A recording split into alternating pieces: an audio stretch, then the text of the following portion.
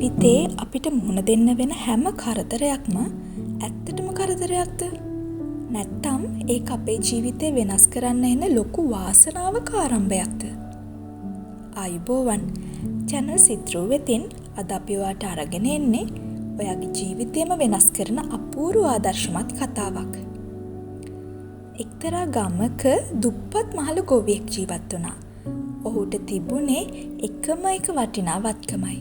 ඒ තමයි ඉතාමත් ශක්තිමත් ලස්සන අශ්වයෙක්. දවසක් මේ අශ්වයා ගොවිපලෙන් පැනලා කැලේට දිව්වා.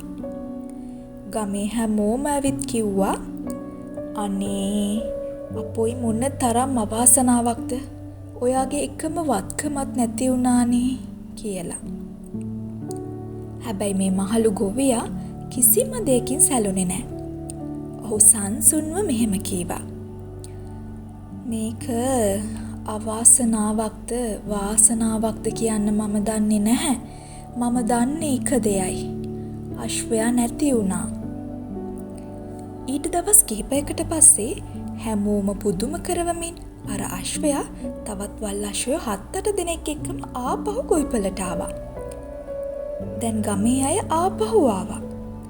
අනේ ෂා මරුනේ, ඔයා මොනතරම් වාසනාවන්තයෙක්ද, දැන් ඔයා ධනවතෙක් කියලා කිව්වා. ගොවියා ආපහු සංසුන්ව කිව්වා, මේකත් වාසනාවක්ද අවාසනාවක්ද මම දන්නේ නැහැ. මම දන්නේ අශ්වයෝ ආපහු ආවා, එච්චරයි.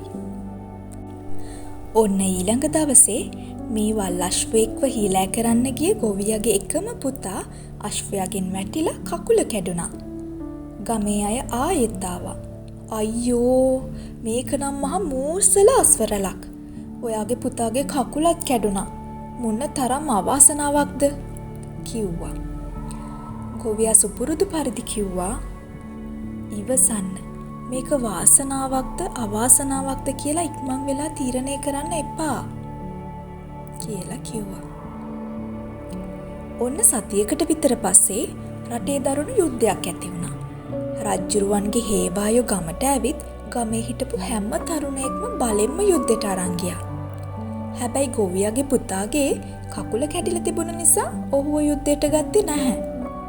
යුද්ධයට ගිය ගමේ අනිත් හැම තරුණයෙක්ම ජීවිතක්ෂයට පත් වුණා. පුතා බේරුනේ ඒ කකුල කැඩුණු අවාසනාව නිසායි. අපේ ජීවිතෙත් අන්න ඒ වගේ. අද ඔයාට වෙන ලොකුම අසාර්ථක වීම හෝ කරදරය හෙට ඔයාගේ ජීවිතයේ ලොකුම ජයග්‍රහණයේ ආරම්භය වෙන්න පුළුවන්. ඒ නිසා වැටුණු තැනින් සැලෙන්න එපා. හැමදේම වෙන්නේ හොඳටයි. අලුත් ආරම්භයකින් නැගී සිටින්න. පහලින් කමෙන්ට් එකක් දාලා channel සිත්රු subscribe කරලා දිගටම මාත් එක්ක රැඳී සිටින්න. මම භාග්‍යා. ඔබට සුබ දවසක්.